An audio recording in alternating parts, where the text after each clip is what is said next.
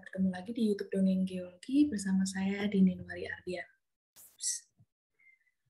Pada kesempatan kali ini kita akan membahas satu topik yang unik yang juga di-request oleh sahabat Dongeng Geologi di Instagram, yakni adalah kemana perginya Selat Muria saat ini. Nah, topik ini cukup menarik karena nanti ke depannya kita akan membahas sedikit juga mengenai sejarah-sejarah dan juga terkait dengan kerajaan Islam pertama di Pulau Jawa.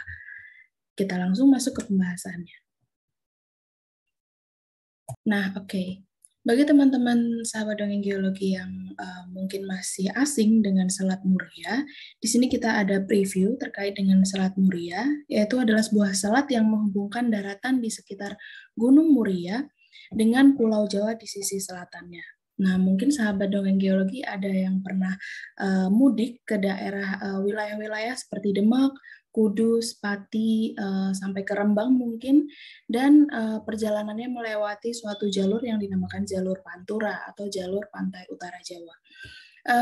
Kita lihat dari sejarahnya, jalur Pantura ini dibangun oleh Bapak Pembangunan Jalan Raya yang cukup terkenal, yaitu Bapak Dangles, pada tahun 1808 hingga 1811.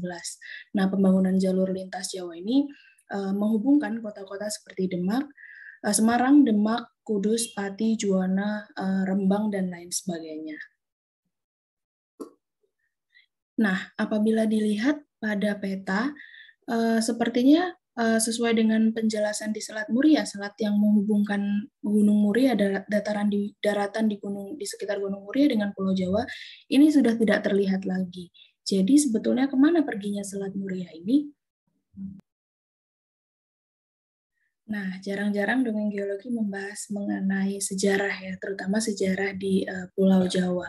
Apabila kita berbicara terkait dengan Selat Muria, itu tidak terlepas dari masa kejayaan Kesultanan Demak, di mana lokasi dari kota Demak pada saat itu adalah berada di tepi pantai utara Jawa, di mana pada saat itu Gunung Muria, dataran di Gunung Muria itu terpisah dengan dataran Pulau Jawa.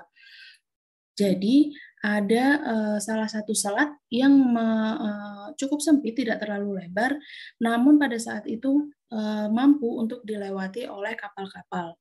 Nah, bila kita lihat di peta penjelasan ini, letak Demak sendiri itu cukup menguntungkan untuk kegiatan perdagangan ataupun perniagaan pada saat itu.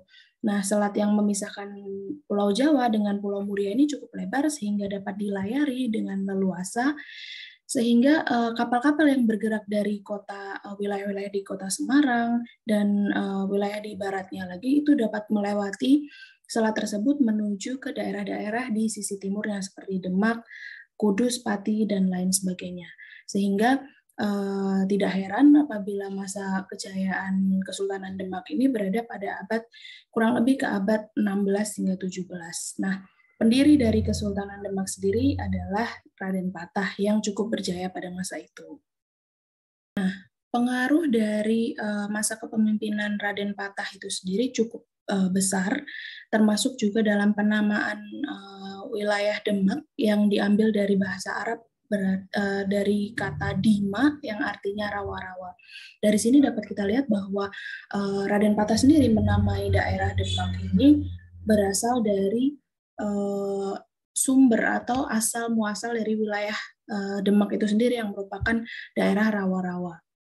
Nah, kejayaan Kesultanan Demak sendiri tidak luput dari aktivitas perniagaan atau aktivitas perdagangan pada saat itu, di mana perniagaan laut di kota-kota pantai sepanjang Pantura Timur ini sangat ramai di abad ke-16. Kemudian kota-kota yang terletak saling bersebelahan di tepi selat yang menjadi jalur lintas alami tempat kapal-kapal itu berlabuh. Dapat kita lihat dari peta milik Pak D. Ma'rufin ini cukup besar selat ini sehingga mampu untuk dilewati kapal-kapal niaga bergerak dari barat ke timur dan juga sebaliknya. Nah, kemudian kita kembali lagi ke pertanyaan di judul awal tadi, kemana perginya Selat Muria pada saat ini? Hal ini terkait dengan adanya pendangkalan di Selat Muria. Seperti yang kita lihat di gambar ini, garis pantai di pantai utara Jawa pada saat ini bergerak maju saat ini berada pada garis yang berwarna kuning ini. Nah, pada abad ke-17, pendangkalan ini cukup drastis akibat adanya proses sedimentasi, meskipun sebelumnya sejak abad ke-13 hingga ke abad ke-15 itu pendangkalan sudah mulai terjadi, namun Selat Muria masih dapat digunakan sebagai transportasi laut untuk dilalui kapal-kapal niaga. Kemudian mulai ke abad 17, proses sedimentasi ini cukup aktif sehingga selat ini mulai berubah kembali seperti sedia kala, yakni menjadi rawa-rawa yang hanya sampan-sampan kecil yang dapat melaju pada musim kemarau. Kemudian sekitar abad 17 juga oleh penguasa wilayah Pati, yakni Tumenggung Pati, sempat dilakukan pengerukan untuk mengembalikan kembali wilayah jalur transportasi laut ini, namun tidak berhasil karena kekurangan tenaga kerja dan juga kalah oleh proses sedimentasi yang cukup cepat. Nah, seperti yang telah dijelaskan sebelumnya bahwa pada abad ke-17 ini sedimentasi di Selat Muria mulai berjalan dengan cukup drastis hingga pada kurang lebih abad ke-18 Selat Muria tertutup secara total sehingga tidak dapat dilalui oleh kapal-kapal niaga atau transportasi laut lainnya. Nah, pertanyaan berikutnya adalah kenapa sedimentasi di Selat Muria ini berjalan begitu cepatnya hingga 1 abad saja mampu menutup seluruh bagian Selat Muria ini? Jawabannya ada di 3 poin ini. Yang pertama adalah Selat Muria sendiri merupakan muara bagi banyak sungai, terutama 2 sungai utama yang berasal dari sisi selatan, yakni Sungai Tuntang dan juga Sungai Serang, yang memiliki 2 delta besar pada sisi barat dari Selat Muria ini. Kemudian banyaknya tinggian di sekitar Selat Muria yang bermuara ke Selat Muria. Contohnya dari tinggian Gunung Muria, kemudian Gunung Ungaran, tinggian Rembang dan juga Kendeng. Dan juga ada poin adanya pasokan material vulkanik dari Gunung Muria dan juga Gunung Ungaran.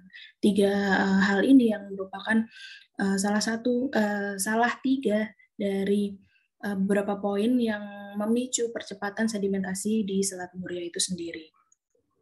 Nah, seiring dengan berjalannya waktu, kerajaan Kesultanan Demak ini sudah tidak memungkinkan lagi untuk meningkatkan kegiatan niaganya, sehingga Kesultanan Demak mengharuskan untuk berpindah tempat menjadi berada di lokasi di kota Jepara ini, yang merupakan pesisir barat dari dataran Gunung Muria.